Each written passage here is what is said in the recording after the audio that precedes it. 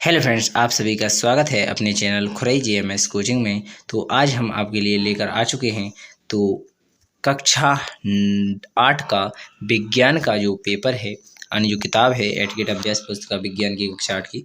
तो अगर आपने 9 पाठ तक कंप्लीट नहीं देखा तो देख लीजिएगा, हमने पहले प्रोवाइड कर दिया गया है। इसके बाद आज पाठ 10 लेकर आपके लिए आ चुके हैं। जो पाठ का नाम है ध्वनि। तो वीडियो को बिना टाइम खराब किए आगे बढ़ाते हैं। तो यहाँ पर पहले नंबर पर लिखना है आपको। तो यहाँ से आप देख लीजिएगा, अध्याय 10 ध्वनि।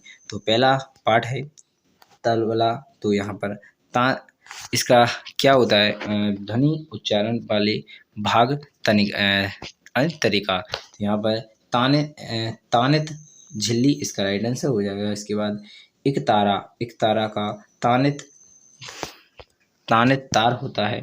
इसके बाद ढोलक का तानित झिल्ली होता है। इसके बाद मंजीरा का छोटे होते हैं, छोटी छोटी प्लेटें होती हैं मंजीरा की। ठीक है, तो आशा करेंगे आपको समझ में आ चुका होगा।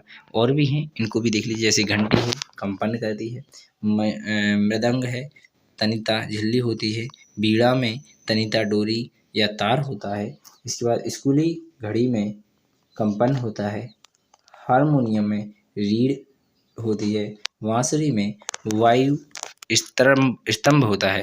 इस प्रकार इनको आप देख लीजिए अच्छी तरह से। इसके बाद पहला क्वेश्चन यहाँ से प्रारंभ होता है। चलिए वीडियो को स्टार्ट करते हैं। तो यहाँ पर लिखा हुआ है नीचे दिए गए प्रश्नों के उत्तर। तो इनको आपको कंप्लीट कर लेना है। जैसे पहले में आपको कपित भर लेना है। दूसरे में कारतंत्र भर लेना है, वाक तंत्र। इसके बाद तीसरे में ठोस भर लेना है। इसके बाद ठोस के बाद हर्टज भर लेना है। हर्टज के बाद शोर भर लेना है। तो इस प्रकार आप इसको कंप्लीट कर सकते थे खालिस्तान को। अब आ जाते हैं क्वेश्चन नंबर 2 पर, जहां पर आपको मिलने वाले हैं ध्वनि एक प्रकार यानी एक वाक्य में सही विकल्प या एक वाक्य में उत्तर। तो यहाँ पर सही विकल्प देखेंगे, 4 ऑप्शन एक सही रहेगा इनमें से। तो पहला आंसर आपका रहेगा ऊर्जा। ऐसे ध्वनि का एक प्रकार है तो क्या है, ऊर्जा है। इसके बाद दूसरा क्वेश्चन यहाँ पर आपको दिया गया है, चित्र में दिया गया है, तो इसे आप पढ़ लीजिएगा। इसका राइट आंसर है ध्वनि की प्रबलता बढ़ जाएगी। इसके बाद तीसरा क्वेश्चन रहेगा, मैं एक वाद्य यंत्र हूँ, मुझ में ध्वनि कंपित झिल्ली द्वारा उत्पन्न होती है, बताइए मैं कौन हूँ। तो यहाँ पर तबला इसका राइट आंसर हो जाएगा। इसके बाद क्वेश्चन नंबर 4 देखेंगे। कुछ माध्यमों की सूची नीचे दी गई है, जैसे लकड़ी, जल, वायु, निर्वात। इनसे किन माध्यमों में ध्वनि गमन कर सकती है। तो यहाँ पर केवल फर्स्ट, सेकंड और थर्ड में कर सकती है, जैसे जल, लकड़ी और वायु में। निर्वात में नहीं कर सकती।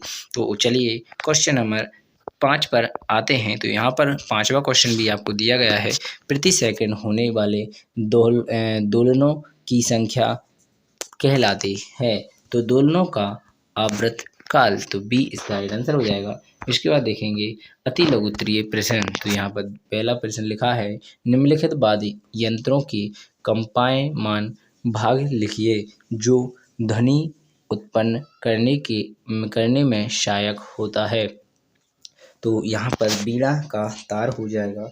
तबला का तनित झिल्ली हो जाएगा। इसके बाद ढोलक का खोल हो जाएगा। इसके बाद बांसुरी का छिद्र हो जाएगा और छाछ यानी मजीरा का छोटी छोटी प्लेटें हो जाएगा। तो इस प्रकार आप इनको कंप्लीट कर लेंगे क्वेश्चन नंबर पहले को। तो यहाँ से अब आ जाता है क्वेश्चन नंबर दूसरा। चलिए इसे भी देख लेते हैं अच्छी तरह से। तो यहाँ पर लिखा हुआ है, जब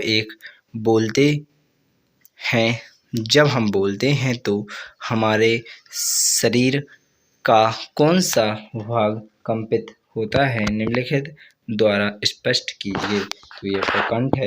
जब हम बोलते हैं तो हमारे गले के वायु तंत्र कंपित करता है। तो यहाँ पर इसको अब आप देख लीजिएगा। इसके बाद रहेगा क्वेश्चन नंबर तीसरा, पुरुष, महिलाओं तथा बच्चों की वायु ध्वनि भिन्न भिन्न होती है, क्यों। तो पुरुषों के वायु तंत्र की लंबाई लगभग 20 mm होती है। महिलाओं में इनकी लंबाई लगभग 15 mm की होती है। बच्चों में वायु तंत्र बहुत छोटे होते हैं, इस कारण से ध्वनि भिन्न भिन्न होती है। तो यहाँ पर आप देखेंगे अगला क्वेश्चन नंबर 4, मनुष्य कितनी आवृत्ति की ध्वनि सुन सकते हैं। तो मानव लगभग 20 हर्ट्ज से लेकर 20,000 हर्ट्ज तक आवृत्ति की ध्वनि तरंगों की ही सुन सकता है। इसके बाद आगे देखेंगे तो यहाँ पर लिखा हुआ है लघु उत्तरीय प्रश्न। तो यहाँ पर आवृत्ति किसे कहते हैं, इसको किसमें पाया जाता है? तो प्रति सेकंड होने वाले दोलनों की संख्या को दोलन की आवृत्ति कहते हैं। आवृत्ति को हर्ट्ज में मापा जाता है। इसका संकेत Hz है। तो यहाँ पर क्वेश्चन नंबर 5 की बात आता है। क्वेश्चन नंबर 6, धातुओं की एक प्लेट को किसी सुविधाजनक स्थान पर लटकाइए। अब उस पर छड़े से चोट करें। तत्पश्चात होने वाले अनुभवों को लिखिए। ठीक है। तो प्लेट पर छड़ी को चोट पहुंचने पर कंपनों और आवाज़ का अनुभव करते हैं। तो यहाँ पर आपने किया। इसके बाद रहेगा प्रश्न 7वां, चित्र सहित समझाइए कि ध्वनि का संचरण द्रवों में भी होता है। तो यहाँ पर पानी के अंदर आपने घंटी बजाई तो क्या होगा, एक टब में पानी भरकर उसमें एक घंटी को बजाने पर जल की ऊपरी सतह पर कान लगाकर हम उसकी आवाज़ सुन सकते हैं। इस प्रकार आपने देख लिया। इसके बाद संगीतीय ध्वनि शोर से किस प्रकार भिन्न है? तो यहाँ पर किस ध्वनि को सुनने में हम बाधित होते हैं, या वह अवांछित ध्वनि जिसमें हम सुनना नहीं चाहते शोर होता है, जबकि जो ध्वनि सुनने में हमें आनंद की प्राप्ति होती है या सुस्वर ध्वनि को संगीत कहते हैं। यदि संगीत को आवश्यकता से अधिक आवाज़ में सुना जाए या संगीत को प्रबलता अधिक हो तो वह शोर बन जाती है। तो इस प्रकार विषय भी समझ चुके होंगे क्वेश्चन नंबर 8 को। क्वेश्चन नंबर 9 देखेंगे, ध्वनि प्रदूषण को नियंत्रण करने के क्या उपाय हैं? तो यहाँ पर ध्वनि प्रदूषण को नियंत्रित करने के उपाय निम्नलिखित हैं। ऐसी उपकरणों का निर्माण करना जो शोर या ध्वनि की तीव्रता को कम करें, ये पहला हो जाएगा। दूसरा, पौधों को लगातार ध्वनि प्रदूषण को कम किया जा सकता है। इसके बाद ध्वनि अवरोधों को प्रयोग करना चाहिए। इसके बाद आपने 9वां क्वेश्चन देख लिया। 10वां देखिएगा, ध्वनि प्रदूषण क्या है? ध्वनि प्रदूषण के प्रमुख कारणों का सूचीबद्ध कीजिए। इसके बाद वातावरण में अधिकता या अवांछित ध्वनियों को ध्वनि प्रदूषण कहते हैं। ध्वनि प्रदूषण के प्रमुख कारण होते हैं वाहनों की ध्वनि विस्फोट, जिसमें पटाखों का फटना भी सम्मिलित है। कारखानों की ध्वनि, ऊंची आवाज़ में चलाए गए टीवी या रेडियो की ध्वनि। इसके बाद रसोई घर के कुछ उपकरण, कूलर,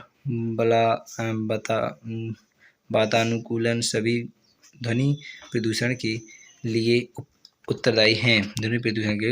क्वेश्चन नंबर 11 देखेंगे, मानव कान का नामांकन चित्र बनाकर उसकी कार्यकालिकाएँ लिखिए। तो यहाँ पर कंठपृष्ठ या चित्र बनाया गया है या कंठपृष्ठ लिखा गया है। जैसे इस प्रकार हम ध्वनि को सुनते हैं। तो इस प्रकार आप देख सकते हैं। इसके बाद आपके क्वेश्चन 12 कंप्लीट हो जाते हैं। तो प्रोजेक्ट फर्स्ट आपका यहाँ पर दिया गया है, तो इसे आप देख लीजिएगा। ये कम से कम 5 प्रमुख भारतीय संगीतों तथा उसके द्वारा बजाए जाने वाले यंत्रों की सूची बनाकर चित्र लिखिए। तो यहाँ पर चित्र बनाए गए हैं, यहाँ पर इनके नाम भी लिए गए हैं। तो इस प्रकार आप इनके वक्ताओं के नाम भी लिए गए हैं, उनको भी आप लिख सकते हैं। अच्छी तरह से पूरा कंप्लीट किया गया है। वक्ताओं के नाम हैं, ये उनके जो ये चित्र बनाए गए हैं, ये उनके नाम है। जैसे बांसुरी है तो ये बांसुरी का चित्र है, तबला है तो ये तबले का चित्र है, सितार है तो ये सितार का चित्र है, सरोद है तो यहाँ पर सरोद का चित्र है। इसके बाद शहनाई है तो शहनाई का चित्र है, ये बजाने वाली है इनकी शहनाई।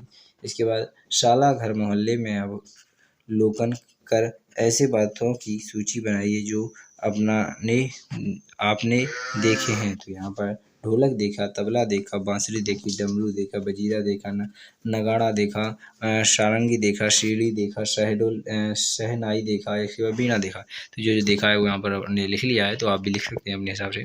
तो इसके बाद आता है प्रोजेक्ट दूसरा। तो यहाँ पर लिखा है, अपने आसपास स्थित ऐसी वस्तुओं की सूची बनाइए जो ध्वनि प्रदूषण के लिए उत्तरदायी है। ध्वनि प्रदूषण के लिए उत्तरदायी वस्तुएं: बस, कार, पटाखे, टीवी, कूलर, साउंड स्पीकर, ट्रकों के हॉर्न। तो इस प्रकार आप देख सकते हैं ध्वनि प्रदूषण में दर्शाता हुआ ऐसी एक पोस्टर का निर्माण कीजिए जो ध्वनि प्रदूषण को कम करने हेतु दो प्लूमल नारे भी लिखिए। तो यहाँ पर शोर शराब करते हैं, ध्वनि प्रदूषण फैलाते हैं, पहला हो जाएगा। दूसरा लिखा हुआ है ध्वनि प्रदूषण पर रोक लगाना है, हमें जिम्मेदार नागरिक कहलाना है। इस प्रकार आपने इसे देख लिया। यहाँ पर नारे दिए गए हैं, इनको भी देख लीजिएगा। जैसे ध्वनि प्रदूषण से बढ़ता तनाव, वातावरण को बनाए साफ। तो इसके बाद दूसरा नारा रहेगा ध्वनि प्रदूषण पर रोक लगाएं, श्रवण शक्ति को तेज बनाएं। इसके बाद आपने यहाँ पर पूरा कंप्लीट कर लिया है पार्ट 10। तो आशा करेंगे आपको कक्षा 8 का जो 10 तक हमने प्रोवाइड किया आपके लिए संपूर्ण हल, तो आपने अच्छी तरह देख लिया होगा। तो बहुत बहुत धन्यवाद आपका, जो आपने अपना बेहतरीन समय हमारे लिए प्रस्तुत किया। तो हमने जो आपके लिए हेल्प की वो आपको अच्छी लगी होगी। धन्यवाद। जय